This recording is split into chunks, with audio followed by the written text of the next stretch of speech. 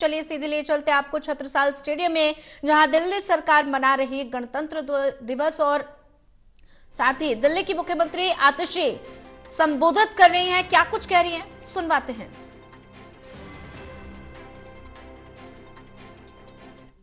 सपना देखा कि कोई बच्चा अमीर से अमीर घर से आता हो या गरीब से गरीब घर से आता हो, उस बच्चे को अच्छी शिक्षा मिलनी चाहिए।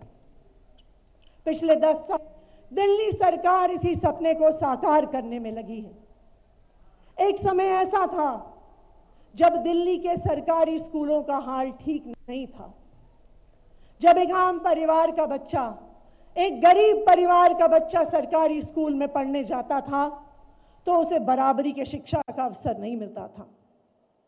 हमारे स्कूल टूटे फूटे टिन शेड में चलते थे, बच्चे टाट पट्टी पे बैठते थे, उनकी पढ़ाई लिखाई अच्छी नहीं होती थी, पीने का पानी नहीं होता था, क्लासरूम में डेस्क नहीं होता था।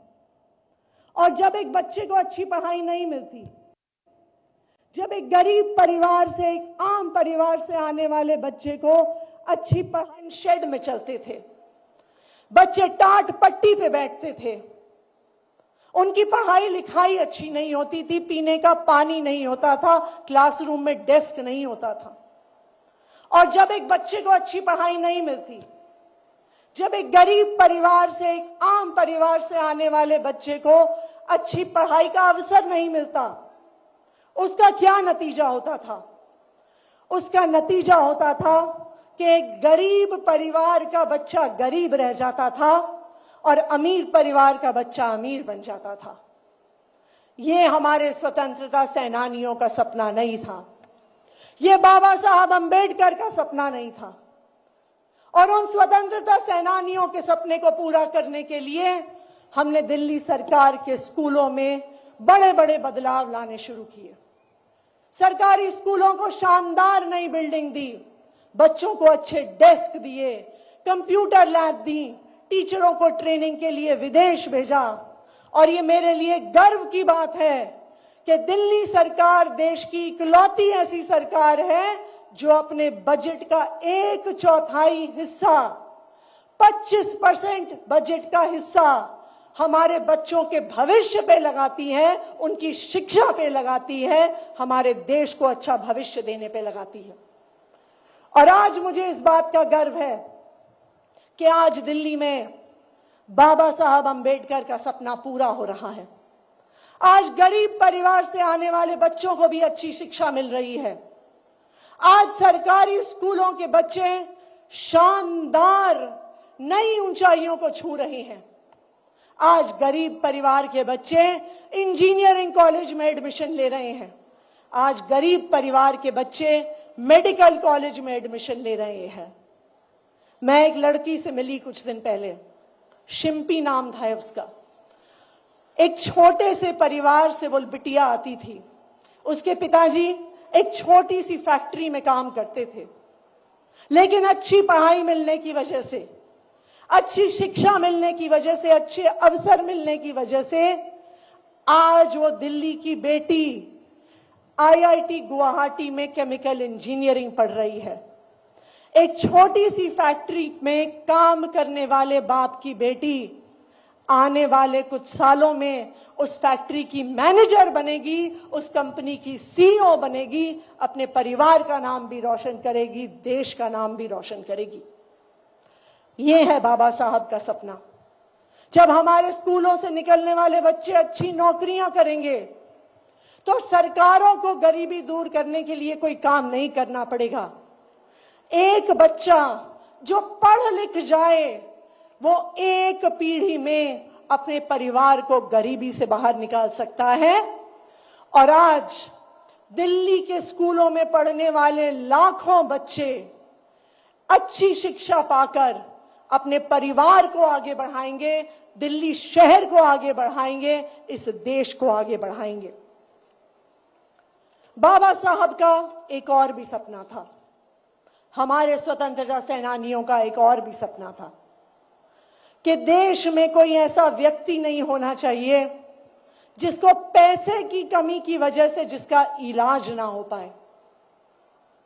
लेकिन हमारे स्वतंत्रता सेनानियों के सपने को पूरा करना, अभी हमारा देश उसमें लगा हुआ है, अभी वहां पे पहुंचा नहीं है।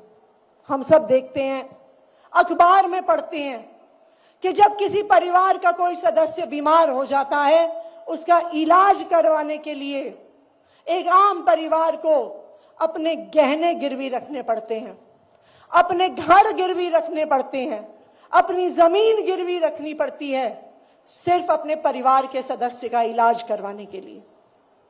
कुछ साल पहले मैं एक अस्पताल के आईसीयू के बाहर बैठी थी। मेरे परिवार में किसी का अंदर इलाज चल रहा था। उस आईसीयू के बाहर एक गरीब परिवार भी बैठा था। एक बिटिया के पिताजी, एक पत्नी के पति उस आईसीयू के अंदर इलाज करवा रहे थे। डॉक्टर ने कहा, इलाज बहुत मुश्किल है, इलाज में बहुत खर्चा आएगा और हो सकता है कि उस महंगे इलाज के बाद भी आपका पति बच नहीं पाए, आपके पिता बच नहीं पाए। वहां पे बैठी उस पत्नी ने कहा कि मैं अपना घर बेच दूंगी, मैं अपनी जमीन बेच दूंगी, लेकिन अपने पति की जान बचाऊंगी। आप सोचिए, क्या किसी एक महिला को हमारे आजाद देश में क्या ऐसी चीज को चुनना पड़ेगा कि क्या वो अपने पति का इलाज करवाए या वो अपना घर बचाए, अपनी जमीन बचाए? ऐसी चॉइस इस आजाद देश में किसी भी व्यक्ति को नहीं करनी चाहिए।